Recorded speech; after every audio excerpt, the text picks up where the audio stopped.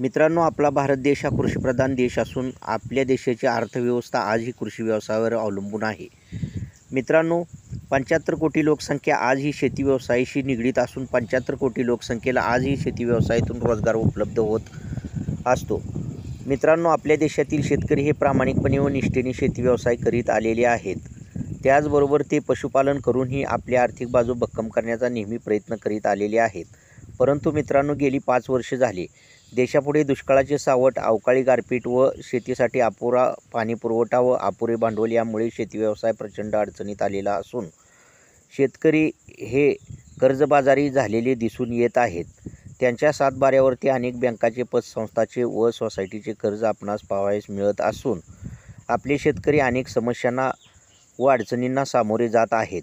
मित्रांनो, आपल्या देशातील लोकसभेची निवडणूक नुकतीच पार पडलेली असून 9 जून रोजी माननीय पंतप्रधान नरेंद्रजी मोदी यांनी सलग तिसऱ्यांदा पंतप्रधान पदाची शपथ घेऊन हॅट्रिक पूर्ण केलेली असून त्यांच्या नेतृत्वाखाली एनडीए घटक पक्षाचे भाजपप्रणीत सरकार केंद्रामध्ये स्थापन झालेले असून केंद्रीय गृहमंत्री म्हणून अमितजी शहा यांच्यावर जबाबदारी देण्यात आलेली असून केंद्रीय संरक्षण मंत्री म्हणून राजनाथ सिंह तर अर्थमंत्री म्हणून निर्मलाजी सीतारामन यांच्याकडे जबाबदारी देण्यात आलेली आहे.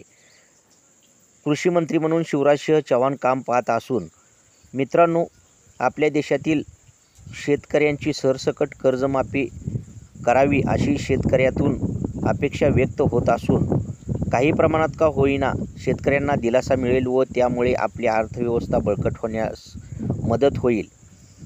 त्यामुळे मित्रांनो, 75 कोटी शेतकऱ्यांना दिलासा मिळण्याची शक्यता असून आपल्या शेती व्यवसायाला बळकटी मिळू शकते. मित्रांनो, आपल्या देशातील शेतकऱ्याच्या सातबाऱ्यावरती अनेक बँकाचे, पतसंस्थांचे व सोसायटीचे कर्ज आहे ते सरसकट माफ व्हावे व सातबारा कर्जमुक्त व्हावा अशी शेतकऱ्यातून अपेक्षा व्यक्त होत आहे. मित्रांनो, माननीय पंतप्रधान नरेंद्रजी मोदी नुकतेच 3 दिवसीय परदेश दौऱ्यावरून भारतात परतले असून त्यांनी अर्थशास्त्रज्ञांबरोबर एक बैठकही घेतलेली आहे. मित्रांनो, 23 जुलै रोजी केंद्रीय अर्थसंकल्प माननीय केंद्रीय अर्थमंत्री निर्मलाजी सीतारामन ह्या संसदेत मांडणार असून शेतकऱ्यांची सरसकट कर्जमाफी मिळावी अशी शेतकऱ्यातून अपेक्षा व्यक्त होत आहे.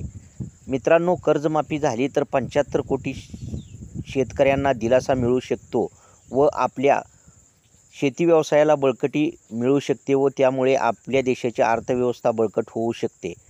परिणामी शेतकऱ्यांना मोठ्या प्रमाणात दिलासाही मिळू शकतो.